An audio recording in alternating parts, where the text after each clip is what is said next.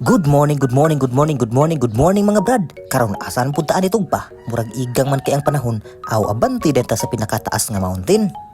Halaka pag ganinduta kay sa view diri presko pa kay ang hangin. Wala jud ko nagmahay nga naanhi ko diri ba. Kay layo kay abton imong pananaw. Relaxing pa kay ang view, mura pud kag naa sa Claveria ba. Aw matik. Maayo mag-walking diri labi naglandong ang panahon.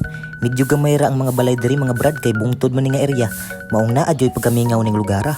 Tingog ra sa langgam imong kasagaran madungog gamulo nimong lakaw diri. Nya dili ra pud kadali kapuyon kay kusog man ang hangin diri dapita kay atbang ani dagat man. Nya diri dapita nga bahin mga brad mga kakahuyan na og didto sa atbang ani mga brad kanang nakita ninyo sa video duha na ka nagkalain-laing barangay nga nagtapan.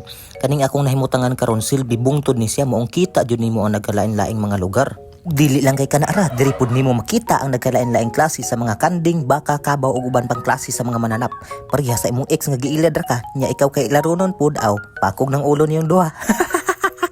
Nya ayha ko uli manguha sa akong sikwa diri mga brad. Dili ni mo ha sa silingan ni gihatag ra niya kay masayang daw kay dili mahurot og uta nila agi sa kadaghan.